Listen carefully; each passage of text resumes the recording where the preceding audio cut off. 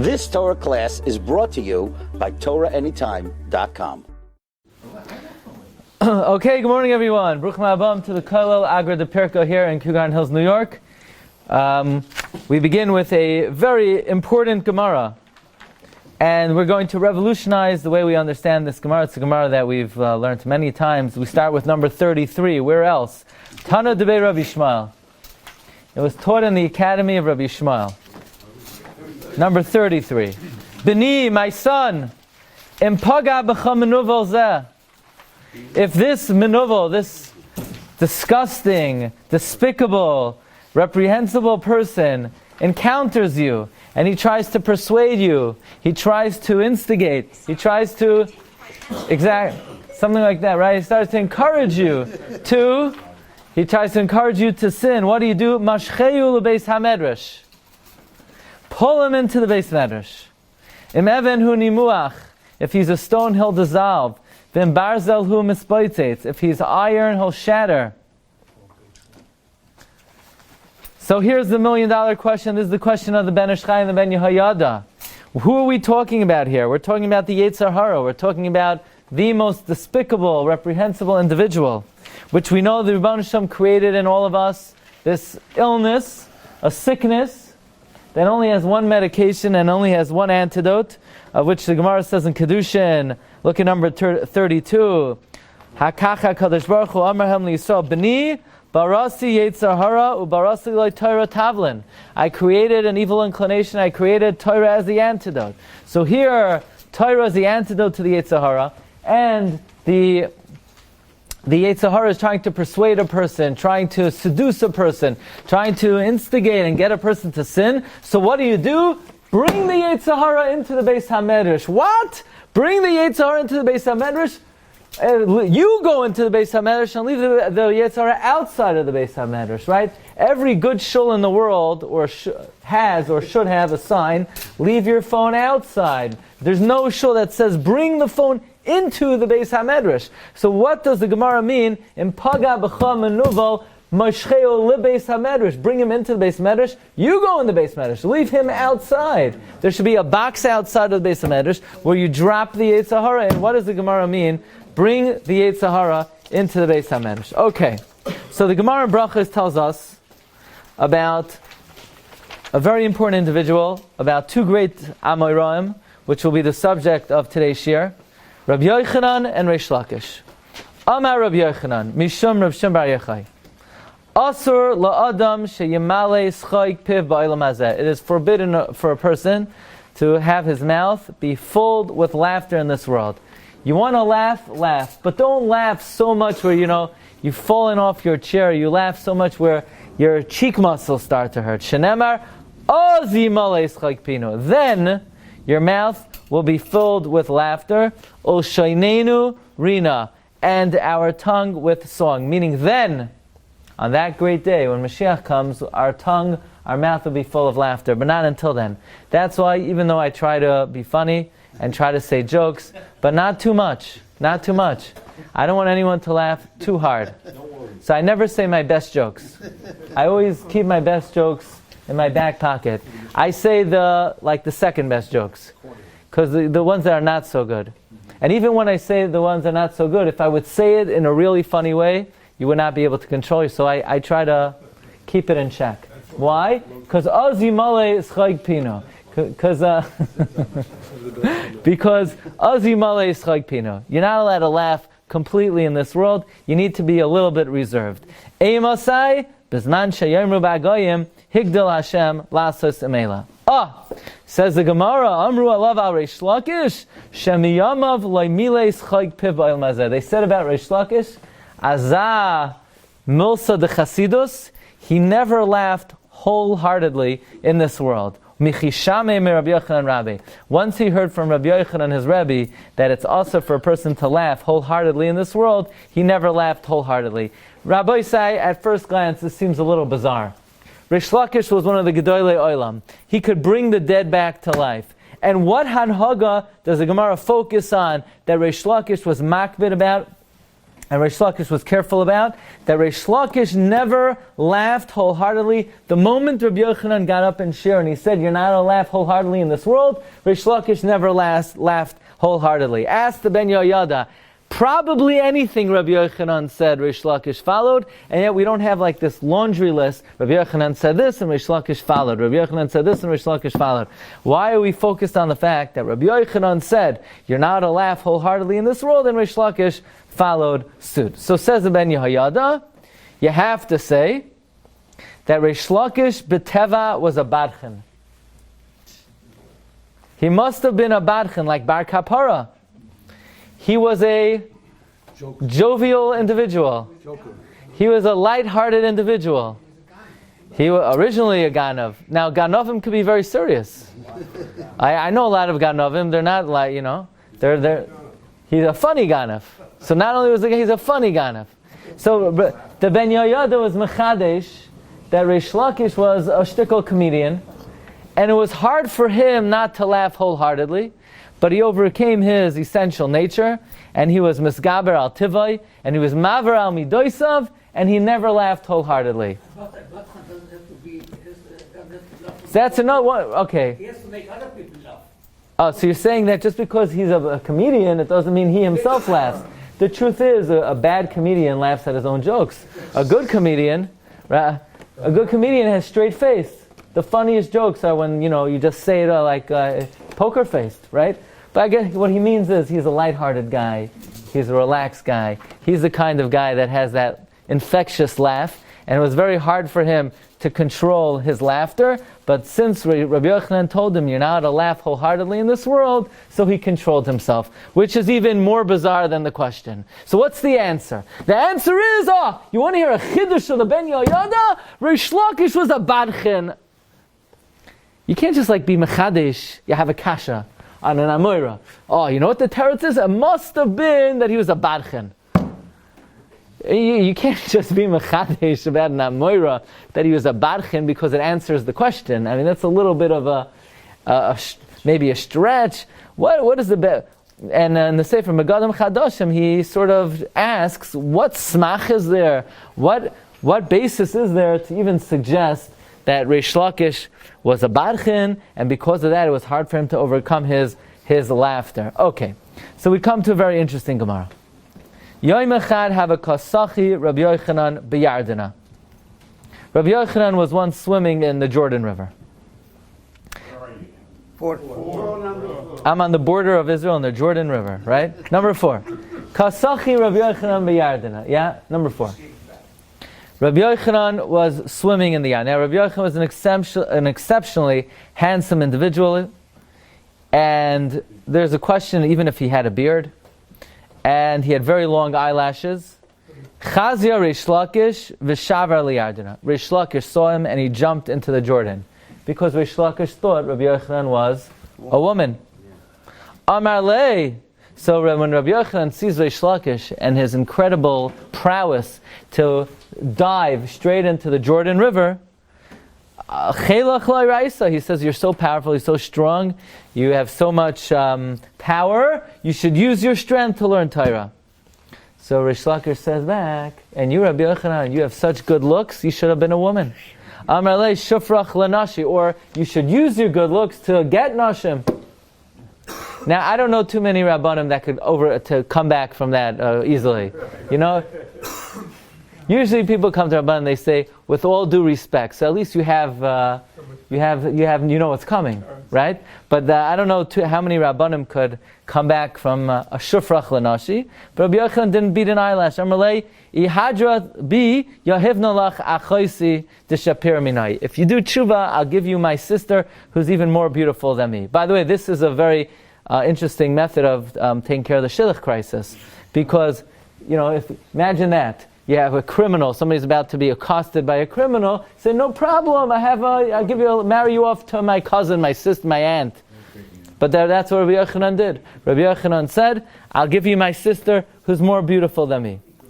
Now, he wanted a so what happened? He accepted to do it. He said, no problem. You give me the shidduch, and as long as you pay $3,000, I'll pay $3,000 to the project, no problem. Now Rish Lakish wanted to get back to the other side. Lasuye money, he wanted to get his kelim. Ve'lamtsuye hadar akri va'asne v'shavi gaver rabba. So he learned Chumash, he learned Mishnah, and he became a great person. So now we have a machlokes in the Beis Medrash between Rabbi Yochanan and Rish Lakish. We want to know weapons like swords and knives and spears, sayiv, sakin, pigyon, roimach, sickles, magal yad, magal katzer, me'emasa, mekabel tuma. When are they mekabel tuma? So the Gemara says mishas gemar malachta, and when they're completed, when they come off the conveyor belt and they're finished, they're mekabel tuma. Frek the Braisa, frek the Gemara me'emasai gemar malachta, and when are they considered completed? Rabbi Yochanan amar misha yitzarfeim bekivshan. Rabbi Yochanan says when they come out of the furnace and they're hardened, now they're fit to use, and they're mekabel tuma. Rish Lakish disagreed with his Rebbe and brother-in-law. Reish Lakish Amar Misha Yitzachzachan b'mayim. Anybody who is knows about weapons, anybody do lancing or on the side, spear after Kol Agdavirka. What do you do all day? You don't go fencing? No? Okay. So if anybody who's familiar with weapons, you know that a weapon is not just when it's hard, but it's all about the looks. It has to have that gleaming look, like it came right out of the factory. Right out of the conveyor belt. Amar right out of the dealership. Amar so Reish Lakish said, when it's gleaming, when you shine it with the water. So Rabbi Yochanan says, interesting. You seem to know your weapons very well. So Rabbi Yochanan gave him a little poke. Amar lista b'lista yusa yada. A robber knows his weapons. Amar so Reish Lakish felt bad. He said, if you think that even though now I'm a Talmid Chacham, I'm still holding in my old shenanigans, and I still remember, and I'm still living and breathing my former life, so what did it help me to become a rabbi? I used to be a rabbi of the robbers, and now I'm a rabbi in the Beis Medrash. I didn't gain anything. He said, Hasam Rabbi Karuli, Hacha Rabbi Karuli. Amarle, Ahanyulach, it helped. Dakrivnach Tachas Kanfei Ashchina. What do you mean, what did it help you? What do you think I invested myself in? It helped you, then now you're closer to HaKadosh Baruch Hu. Chalash daite de Rabbi Yochanan. Rabbi Yochanan had chalisha sadas. He felt bad. He felt Reish Lakish did not appreciate what Rabbi Yochanan did for him. He felt very bad. He felt underappreciated. It's an amazing thing. Here you have the Gadol Hadar. You would think he would have enough healthy self-respect that he wouldn't need to feel appreciated by his Talmidim. No. Even the biggest Gadol Hadar still needs chizuk. Even someone in the caliber of Rabbi Yochanan, if he feels that his Talmud didn't appreciate him, he felt dejected. But he insulted him first. He felt dejected. You would think he's above that. Rabbi Yochanan needs the recognition. Rabbi Yochanan needs the recognition to some degree. So now Reish Lakish made Rabbi Yochanan feel bad. So that's a big no-no. Don't make a Talmid Chacham feel bad, especially Rabbi Yochanan. Because what happened was, when Reish Lakish made Rabbi Yochanan feel bad, Chalash Reish Lakish now became weak. He became sick. So his sister, who is Reish Lakish's wife, the sister of Rabbi Yochanan, came and said, what's going to be? He's going to die. My husband's going to die. She started begging for his life. She said, please, Amrullah, Aseh B'Shul B'ni, do it for the kids. They're going to be Yisaimim. Rabbi Yochanan says, who cares? Amrullah, Ozva Yisaimech, Ani Achaya, I'll take care of them. So she said, do it for me, I'm going to be an Almana. Aseh B'Shul Almanusi. Amrullah, Almanusa Chalai Tiftachu, I'll take care of you. Noch Navshei Reb Shimon ben Lakish. Reish Lakish died. V'hakamet star Rabbi Yochanan Basrei Tuva. Rabbi Yochanan felt very bad. Amar Rabban, the rabbi said, who are we going to go to console Rabbi Yochanan? They sent Rabbi Elazar ben Padas. He's very sharp. So Rabbi Yochanan would give Shiur, and Rabbi Elazar ben Padas said, Tanya the Messiah, I have a riot to this thing the Rebbe said, that thing the Rebbe said. Rabbi Yochanan says, I don't need that. What does that do for me? You see, whenever I used to give Shiur, Reish Lakish would ask me 24 kashas, and I would give him 24 terutzim, and Rav Chashmaitza, the Torah would expand. But now, what are you doing for me, Tanya the Messiah? Like, I know I'm right. That's why I gave the Shiur. Otherwise, I wouldn't have shown up. If I'm saying the Shiur, then I know it's true. I don't need support. I need you to challenge me and explain to me maybe why it's not accurate. And then I would have explained, this is the depth of what I'm saying, or maybe it only applies in this case. And then the teaching would have been expanded. Rabbi Yochanan said, I don't need I don't need somebody sitting there shaking their head. Yeah, I need someone to ask questions. But not now. Okay? So the Ada Tamnisa Atula Yadana Shab Kamina, I know what I'm saying is good.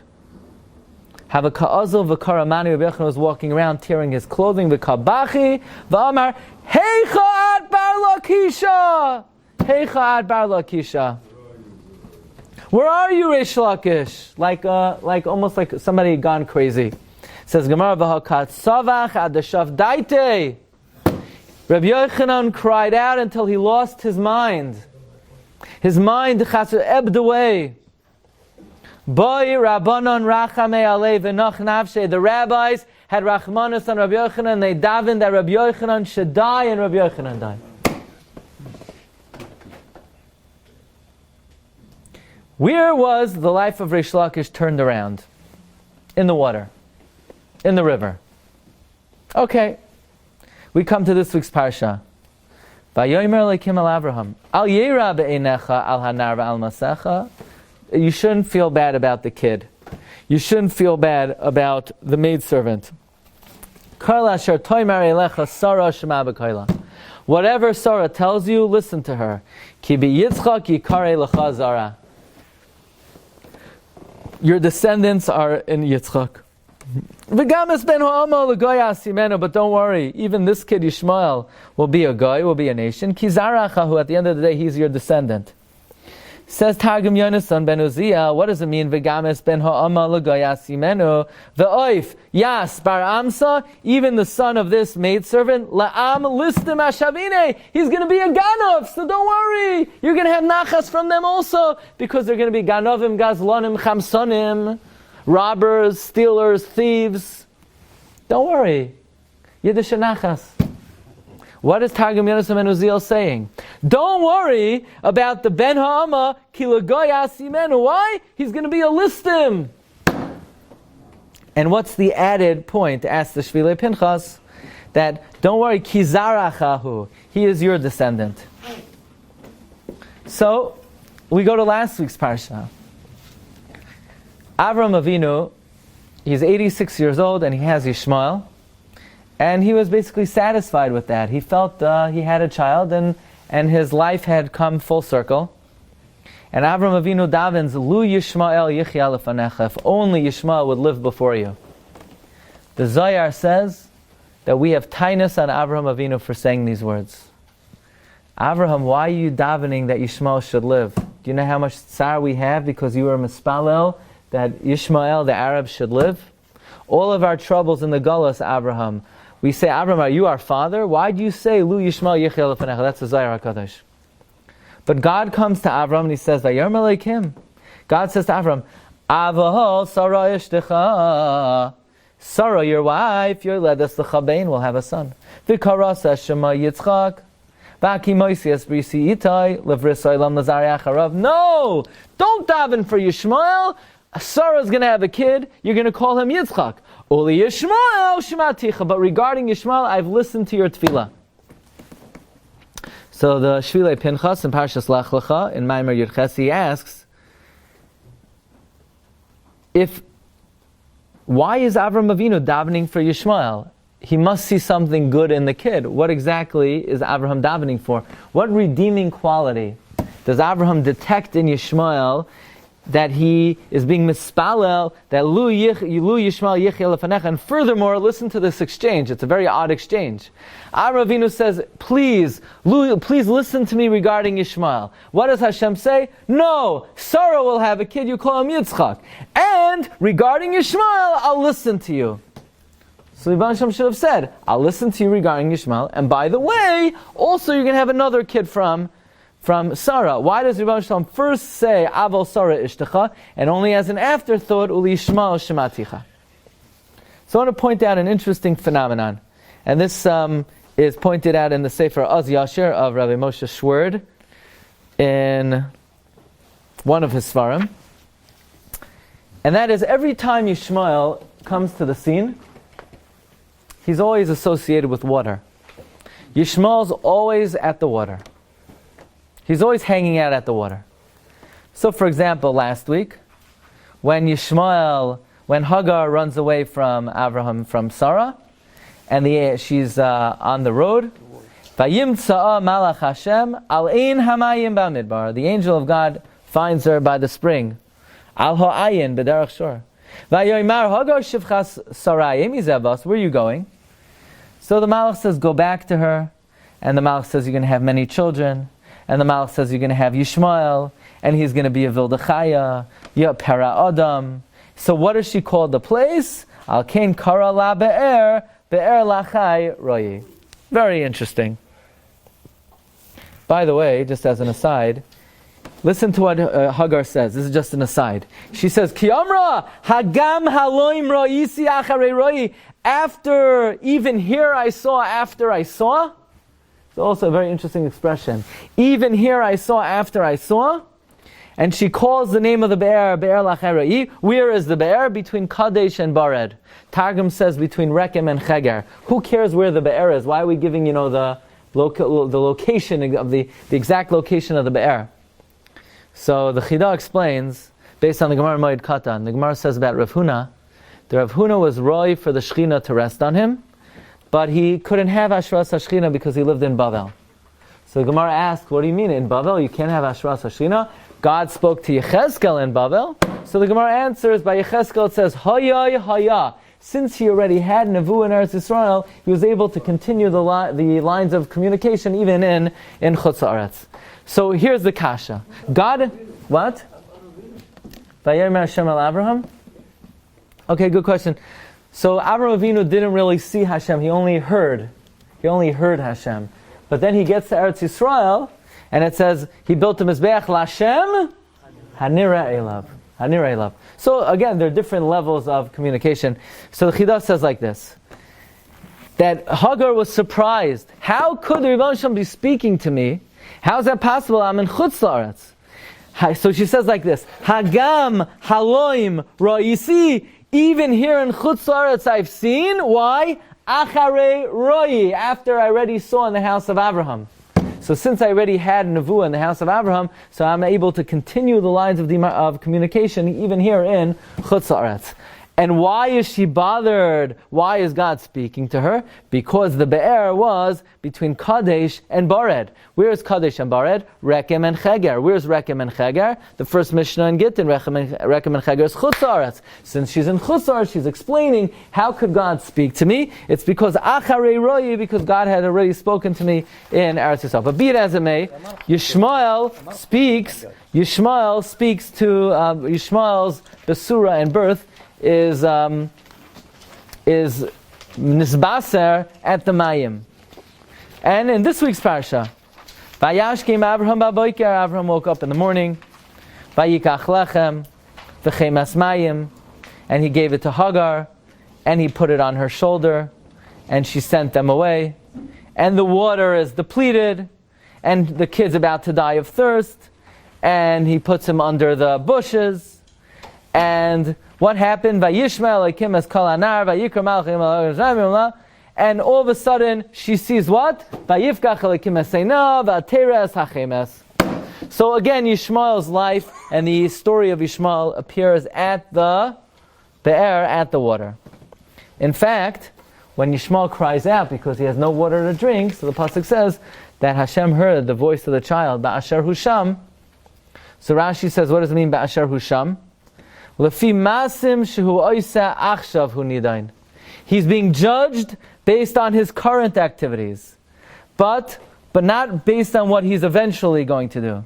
Because the angels were mekatrig and they said, Ribono shel olam, Yishmael is going to make the Jewish people die of thirst. Right? We know that when Nebuchadnezzar exiled us and he was leading us through the lands of the Arabs, So Klal Yisrael cried out to our cousins to give us something to drink, and they gave us meat, they gave us salty fish, they gave us empty bellows. We thought it was full of water, and they caused us to die of thirst. But bottom line is, again, Yishmael is always appearing in the context of Mayim, Parshas Lech Lecha, Parshas Vayeira, the Navi Yeshaya, and of course, you're saying, what about Rashi and Eov? So that I have it on the sheet also, yeah, you're right. Rashi and Eov.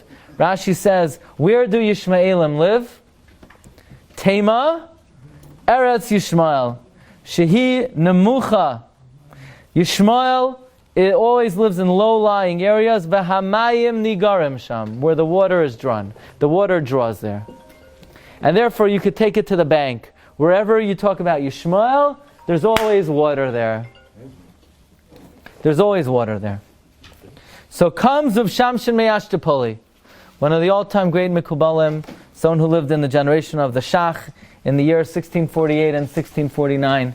And he's Megala, one of the most wondrous secrets of the Torah, and that is who became Yishmael ben Avraham. Who was the Gilgal of Yishmael ben Avraham? None other than the Amoira Reish Lakish. Reish Lakish was the Gilgal of Yishmael ben Avraham. Now this is not for me to say, this is not for you to say. This is what Reb Shamshon Ostroppolle has revealed, that the neshama of Yishmael ben Avraham was reincarnated, was nisgalgal as Reish Lakish. This is the secret of the Gemara that Rabbi Yochanan tells Reish Lakish. A robber knows his weapons of where? He didn't just mean you as a Baal Tshuva, you in your previous existence. He didn't mean before you became a Fruma Yid. He meant in your old life. As Yishmael, the Mitzachek, the robber, you know your tools of where. This is the secret of the soul of Reish Lakish. Reish Lakish was the Gilgal of Yishmael ben Avraham. And the Sefer Shvilei Pinchas suggests that if that's the case, the Gemara says in Sanhedrin, anybody here ever have a dream and Reish Lakish appeared to them in the dream? Don't be shy. Don't be shy. The Gemara says that if you have a dream, and it could be even during a shiur one time, the Gemara says that if somebody sees Reish Lakish in a dream, it's like you're oiker harim v'tochnan zebezeh. But you have to see Reish Lakish in the Beis HaMedrash. If you have a dream and you see Reish Lakish in the Beis HaMedrash, it's ki'ilu ha'oiker, means you're going to be successful in learning. So says the Shvilei Pinchas, it could be, what? When you have a dream of Reish Lakish, you just know. You know. It's one of those things that you know. So, says the Shvilei Pinchas, that when Avram Avinu was mispalel, Lu Yishmael Yichya Lefanecha, he saw in the future who is going to come out of Reish Lakish. Not only Rishaim, but even who's going to come out of Reish Lakish. By the way, we know that Rishon b'chayim nikraim mesim. So if Avram Avinu is davening Lu Yishmael Yichya, he's davening that there should be redeeming quality in Yishmael, namely a tzaddik who's going to come out of him. Now, here's a question: does anybody know how many times is Reish Lakish mentioned in Shisei Sidrei Mishnah? None. Good answer. Correct. He's an Amoira. Right? Reish Lakish does not appear in Shisei Sidrei Mishnah. But how many times does he appear in Shas? Well, how many Masechtas are there? There's a big discussion in the Paiskim, but in the first tshuva, Shas Yehuda Yala, it says, Halichos Olam Loi, they're Lamed Vav Masechtas and Shas. So Avram is Mispala, Lu Yishmael Yichya Lefanecha, that the redeeming quality of Yishmael should live before you. In other words, he was Mesakein, that there should be a tikkun for Yishmael with the neshama of Reish Lakish, Reb Shimon ben Lakish. Now, one thing we know about Yishmael. We only know one thing about him. One characteristic about his personality. What is that? He is a mitzachek. Literally, he's a jokester. That's his. Those are actions. Para Adam is his category of existence. In other words, he's between Behema and Adam. He's Para Adam. Anyway. But says Megadim Chadash from Rav David Yoel Weiss. He says based on this Reb Shamshon Ostroppolle, we may understand what the Ben Yehoyada is referring to when he says that Reish Lakish by nature was a barchin. Where did we come up with such a thing, that Reish Lakish was a barchin? Who says he's a barchin? You're saying you would go to a chasnas in Williamsburg 11 o'clock at night and Reish Lakish was there, as the barchin? Where do we get this from, that Reish Lakish had this personality? Megadim Chadashim says it's based on Likutei Shoshanim, that Reish Lakish was none other than Yishmael ben Avraham, who we know that his personality was such that he was mitzachek. So now Avraham Avinu davens, Lu Yishmael Yichya lefanecha. Please, I see out of Yishmael is going to come Reish Lakish. I'm mispalel that Reish Lakish should have a tikkun. So Hashem says, no, you're not seeing correctly. It's not like you think. The tikkun is going to come not through Yishmael. It's going to come through the Zera Yitzchak. No, Avo Sarah Ishtecha Yerledes L'cha Bein. And you're going to call his name Yitzchak. And through the descendants of Yitzchak, through them, Uli Yishmael Shematicha, I'm going to answer your tefillah. And it is suggested that this is the secret of Targum Yonasan ben Uziel, which says that the nachas that the Rebbe Shalom was giving Avraham, v'games ben ha'ama l'goy asimenu, the nachas was, what does Targum say? The listim are going to come out of you. And we ask, what kind of nachas is Avraham Avinu going to have that listim are going to come out of you? Well, there's only one individual in the Gemara who is called a listim, Reish Lakish. That's what the Targum Yonasan means, that Hashem says to Avram, don't worry, at least Yishmael, meaning Reish Lakish, will come out of you. Rabbi, so everything we learned so far was just a hakdama to the main part of the shiur.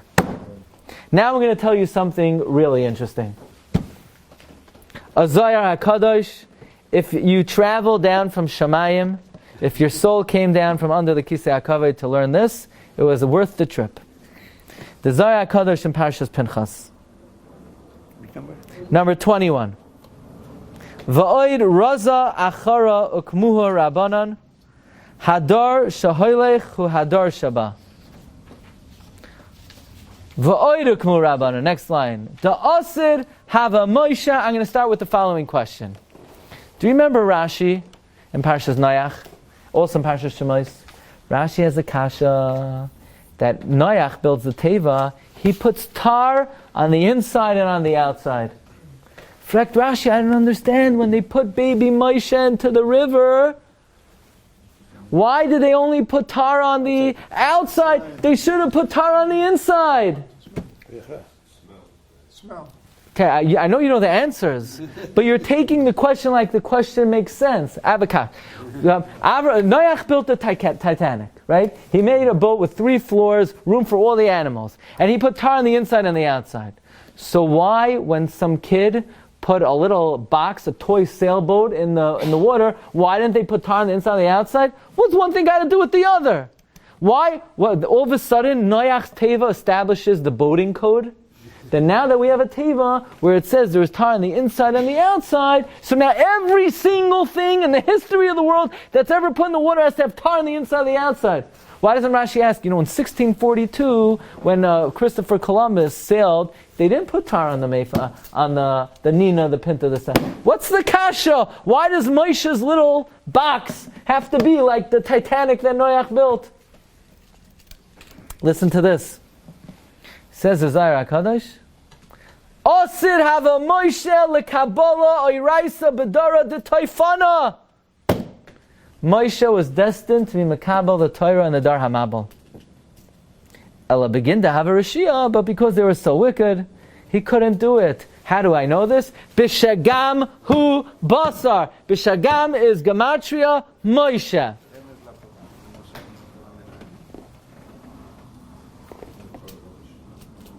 Moshe was supposed to receive the Torah in, the year... What year was the Mabel? 1596. What? 1596. Something like that, right? About 1500 years after God created the world. But Hashem said, you know what? They're too wicked, so I'm going to postpone it. Could somebody tell me what the Havamina was to give the Torah and the Dar Hamabel? You ever hear such a thing? The Torah was supposed to be given in the Dar Hamabel. So now we maybe understand why Rashi feels, or Chazal feel, that the box of Moshe should have been tar on the inside out. So like the teva, Moshe was supposed to be in that teva. That was Moshe's box. Why in the world should the Torah have been given in the Dar HaMabel? And today we're going to revolutionize our understanding of Torah in general. Okay, let's talk about something else. The Gemara in Kedushin says about different phenomenon in the world and how the Rebbe Shem dishes it out. Yud kavim znos yardul olam. 10 measurements of promiscuity came down to the world. Tisha natlei arbaya. Our cousins took 9 out of 10. By the way, they're also big robbers, so it could be they stole the last one also. I'm not sure. Even though you look at them on the outside and they look, tahirim, prushim, looks are deceiving. The facts are, the Gemara says, and anybody who knows the culture knows, that they're the most, the greatest society of hashchasa and lewdness in the world. That's the Gemara. The cousins took 9 out of 10 measurements of znos. By the way, it's the apple doesn't fall far from the tree. They're a chip off the old block, because one thing we know about Yishmael was he's mitzachek. What's mitzachek? Rashi says, Gilui Arayos. I'm not using that part. That doesn't suit my purposes right now, okay? So Rashi says mitzachek is Gilui Arayos. Yud kavim zenos yardu la'olam tisha nat la'arbaya. How do we understand that? By the way, we know that God, when He offered the Torah, V'zois habracha asher beirach Moshe shalakim v'yomer Hashem misinai ba v'zarach miseir lamai haifia mehar paran. So Chazal derive from there that the Rebbe Shem offers the Torah to Esav, to Yishmael, to Ammon and Moav. So when God offers the Torah to Esav, what does Esav say? What does it say in the Torah? So God says, don't murder. So Esav says, so what are we supposed to do? What do you want from us? There's no NFL yet. What are we supposed to do all day? So Hashem says, you're right, the Torah is not for you. Then Hashem goes to Yishmael. Now there's a machlokes in Midrashim. Comes the Sifri, and Yishmael says that, what does it say in the Torah? So Hashem says, it says, don't steal.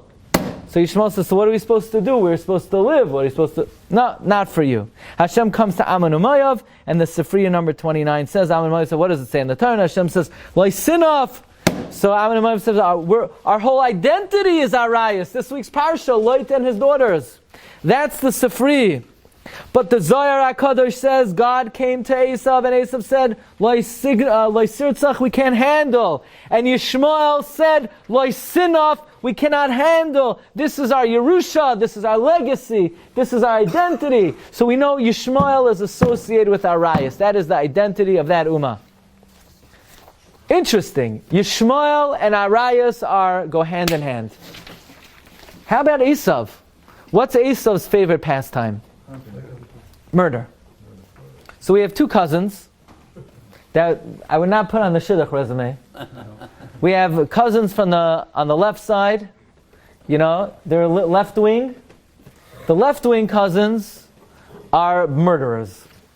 The right wing cousins are adulterers. The Yishmaelim are menafim, and the Esavim and the Bnei Edom are roitzchem. What? The Shvil Hazav, right? We take the middle road. The Michtav Me'elyo explains that the Sfarim compare Yishmael to Mayim and Esav to Eish. Yishmael is referred to as the Mayim Hazedonim, the wanton waters, the dangerous waters. On the other hand, Esav is compared to fire. Esav is Ritzicha and Kina. And the Michtav Me'elyo explains as follows. Esav and Yishmael, the Sfarim say, are the Beirurim of the Avos, the cleansing of the Avos. What midah did Avram Avinu specialize in? Chesed. Avram Avinu was the nicest person in the world. He was the most kind-hearted person in the world. Avram Avinu didn't give you a good meal. The guy said, I want meat. No problem. No. I want a specific cut of meat. No problem. I want the entire tongue. I don't want part of the tongue. I want the entire... So Avram shechted 3 animals, and he gave each one their own tongue.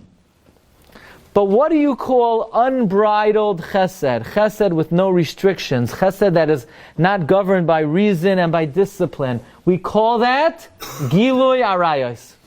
Chesed without discipline is Gilei Arayos. The Torah says, don't live with your sister. Chesed who? It's disgusting. Kindness. You have some people, yes man, everything. No, everything. What do you call that? San Francisco. Or Berlin. It's the machlekes. Yeah, everything's okay. Everything's good. Gilui Arayos Hashchasa. What? What do you call it, Riyadh? You just said that the Arabs, not San Francisco and Berlin. West Coast, left coast. We're on camera here, right? The left That's what we call it. Unbridled chesed is called Gilui Arayos. That was the midah of Avraham Avinu. Avraham Avinu was a Baal Chesed, but it was governed by Torah, by Seichel, by discipline. But there was an extreme that was cleansed out through Yishmael. Yishmael is Mayim Hazedonim, unbridled Chesed, Gilui Arayos, Mitzachek, Loisinov. Yitzchak is Gevura, discipline, strictness. You said that? Then you're dead. Kill him. How dare you do that? Meaning, discipline that is not tempered by Midas HaChesed is Ritzicha. Yitzchak was the Amar HaAvoida. Yitzchak was Gevura, but the extreme of that is Esav. And Esav was a Reitzeach. Esav is called Eish, and Yishmael is called Mayim. Yishmael cleansed Avraham, Esav cleansed Yitzchak, Yaakov Avinu v'haisa mitasei shlema. So it's a very interesting thing. If you look in Reb Chaim Vital writes that all of matter, in number 40, consists of 4 different elements. Eish. Now you could see people. You meet a guy, you say, this guy's Eish, he's fire. That's great. He's very passionate. He's very excited. He's very strict. He could also kill you. So Eish represents Kina, Ritzicha, but you need some Eish to have energy, to have a slavos, to have heat, to have warmth for Kedusha. Mayim, on the other hand, says Rav Chaim Vital, Yisoid hamayim mimenu tavas hatanugim kichen hamayim matzmichim kompim minei tanug. You have water, you pour it on a plant, it grows, it enhances pruruvu. Mayim, which is chesed, is also tanugim and arayas. That is the koach of Yishmael. But isn't it interesting? Mayim represents chesed, Mayim represents arayas, but I thought ein Mayim ella Torah. L'chu, right? Ahai kol tzameh, l'chu lamayim. Isn't the Torah compared to water? So on the one hand, water is compared to arayas. On the other hand, the Torah is nimshal lamayim. So how do we reconcile that?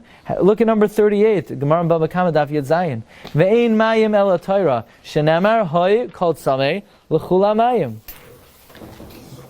And the answer is Rabbi Sai. The Torah was supposed to be given in which generation? The Dor HaMabul. You know how we know? Because if there is an excess of water and a flooding of water, it could have been a flooding of Torah. But it wasn't a flooding of Torah, it was a flooding of water. You know why? Because they abused the phenomenon of Mayim for unbridled arayas. Somehow, there's a connection between arayas and Torah. Say, really? How's that? I'm not quite getting that one. What's the connection between Gilui Arayas and Torah? Listen to the words of the Zohar HaKadosh. The Zohar HaKadosh says, Mamish dvarim noiraim ad ma'od. Number 35. Says the Zohar HaKadosh in Parshas Toldos, Rabbi Yitzchak Rabbi Yossi have a asim kaputkaya lulud. Rabbi Yitzchak Rabbi Yossi was going from Kaputkia to Lud. He met Rabbi Yehuda. So Rabbi Yitzchak said, do me a favor, please tell my friends, the sages of the Mishnah, to look into the following inyan. The Yetzer hara yisnashim en alma bar ha'hishaita lezivuga. Can you do me a favor? You know, you rabbis, you're always looking to benefit society, so I have a great idea. Abolish the reproductive urge. Abolish the desire for arayas except for bias mitzvah. So you could have said, without the reproductive urge, there won't be any children in the world, there won't be the next generation. Listen to what the Zohar says. Chayecha! Rabbi Yehuda says, I swear. Hachi itzrich Yetzirah la'olam. We need the Yetzirah in the world. Kimitra de'ilmale Yetzirah chedvasa deshmaita loy lahavi. Without the Yetzirah, without the reproductive urge, nobody would enjoy learning. Half love a fella. It says that the Yetzirah is needed. The desire for arayos is needed for a person to have an experience, enjoyment, and learning. What does one thing got to do with the other? What does the desire for arayos got to do with a cheshek and an interest in learning Torah? And Rav Wolbe says, we learn from the Zohar, and the Rav Wolbe brings us in 4 places, that it's a mistake to think that there are 2 different phenomena in a person. You have one guy, he loves learning, and he's a great tzaddik. And you have another guy who's very debased, and very lewd, and very low, and he loves pleasure and arayos. And the 2 people have nothing to do with each other. No. There is one phenomenon and one nature in a person. The desire for pleasure. And that could be met either by enjoying learning or by indulging in arayos. It's one phenomenon. The cheshek for mayim, the cheshek for hana and pleasure, for sensation.